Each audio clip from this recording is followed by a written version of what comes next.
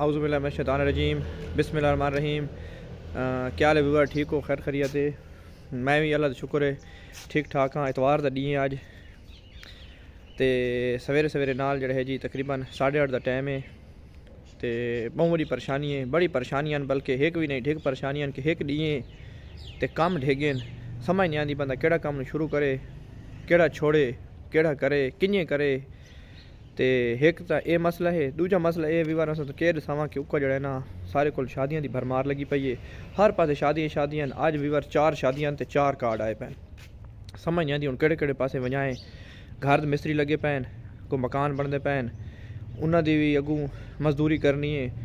तो उस तो बाद जड़े है शादियां भुगतानियां दोस्त अहबाब संगियां दी शादियां ते होना इन यार चाहिए कि जड़ा बंदा इनवाइट करें बड़े प्यार मुहब्बत नाल बंदे नूं शादी की शिरकत करनी चाहिए है। सानू दोस्त अहबाब दी खुशियां भी शामिल होना चाहिए, एक जरूरी है।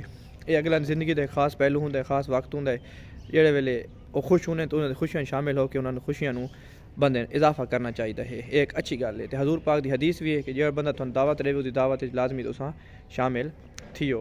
तो अज भी बार इतवार है। देखा सब तो पहले कोई नाई गुली नहीं आए, कोई शक्ल अपनी दुरुस्त करी नहीं आए, दाढ़ी मुश्क वधी एक सैटिंग करी नहीं आए। पहले काम ही तो करना पौंदा ना। असां तुहानू पता ड्यूटी वाले बंदे ड्यूटी वाले बंदे को बेचारे को टाइम होंदा है कि इतवार दा है ते सवेरे सवेरे हर बंदा अपनी रूटीन लगा होए।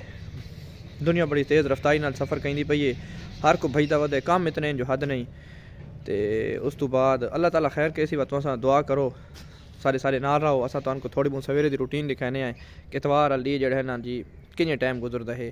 तो मैं हूँ बाहर वहदा पिया सड़क उत्ते उत्थे देखे देखा लोग जो है जी कि'यां स्पीड अपने चलते पे तो कि'यां अपने काम ते मसरूफियात ही लगे हुए हैं। बिल्कुल दुनिया जी एक मशीनरी तरह चलती पई है। कहने को होर बंदे का होश को नहीं।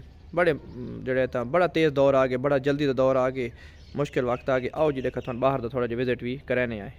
ये बार मैं हूँ बाहर आ गया सड़क उत्ते, कोई आंदा पिया कोई वहदा पिए। ये सारा साकिब खान वदा है। ये देखो जी ये सर ऊपर सारा चाचा सफीला खलोते दुकान के उत्ते धूप सकींदा मुनारे ना लगा खलोता ने, पर होर बंदे भी बैठे तुहानू सीधे पे सन। ये देखो जी मोटरसाइकिल आंदे पैन वहदे पैन, कोई किले तो कोई किले जी। जिंदगी गुजरती पई है। इंसान जड़ा है तो एक मशीन दे विच मशीन आर इंसान चलता पिया है। इंसान जिंदगी को मशीनी जिंदगी बन गई है। हर पासे काम ही काम हैं, मसरूफियात हैं। अगे को टाइम होंदा बंदे बाने गप्पा शप्पा लैने बड़ा इंजॉय करी हैं। ये बार इतवार दी सारा शुरू थी गए। दुआ करो अल्लाह ताला करे कि सारा दी चंगा गुजरे।